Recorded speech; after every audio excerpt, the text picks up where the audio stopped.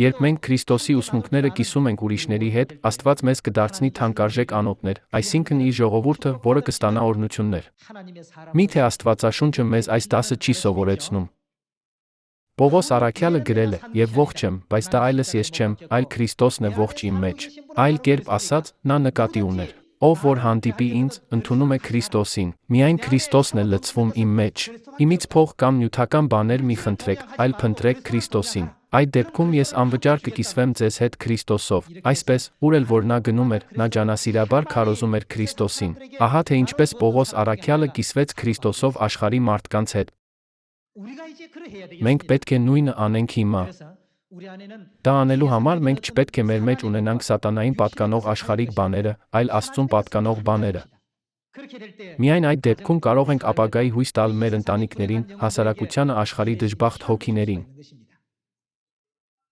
Եկեք անդրադառնանք Հովհաննեսի ավետարանի 10-րդ գլխի 10-րդ համարին։ Գողը գալիս է միայն գողանալու, մորթելու, ոչնչացնելու համար, սակայն ես եկա, որ իմ ոչխարները կյանք ունենան առատ կյանք։ Ինչպես տեսնում ենք այստեղ, Քրիստոսն ասաց, որ իր այս երկիր գալու նպատակը մեզ կյանք տալն է։ Պատկերացրեք, եթե աշխարհում ամեն ինչ մեռած լինի։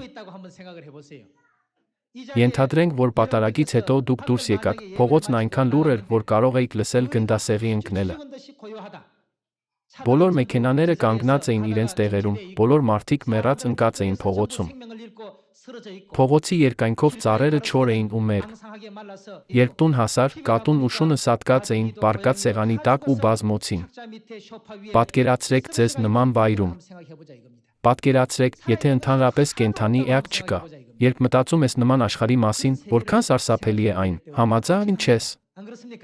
Քրիստոսը մեզ սովորեցրեց, որ նման աշխարհը մարդկանց հոգոր վիճակն է այս երկրի վրա, սակայն մարդիկ դա չեն գիտակցում։ Ահա թե ինչու է նա ասել. «Ես եկա, որ իմ ոչխարները կյանք ունենան»։ Մարկոսի առաջին գլխի 35-րդ համարի համաձայն, Հիսուսը քարոզում էր կյանքեր փրկելու համար։ Միայն նրանք, ովքեր իրենց մեջ լիովին ունեն Քրիստոսին, կարող են լիովին քարոզել մարդկանց Քրիստոսին։ Եկեք լցվենք Քրիստոսով, որպեսզի կարողանանք ունենալ Քրիստոսի մտքերը, մտածելակերպը, հոգին։ Խնդրելով ձեզ բոլորիդ լցնել ձեր սրտերը սիրո ոգով, որը Քրիստոսը ցանկանում է մարմնավորել այս երկրի վրա, ես կցանկանայի եզրափակել այսօրվա քարոզը։ Շատ շնորհակալ եմ։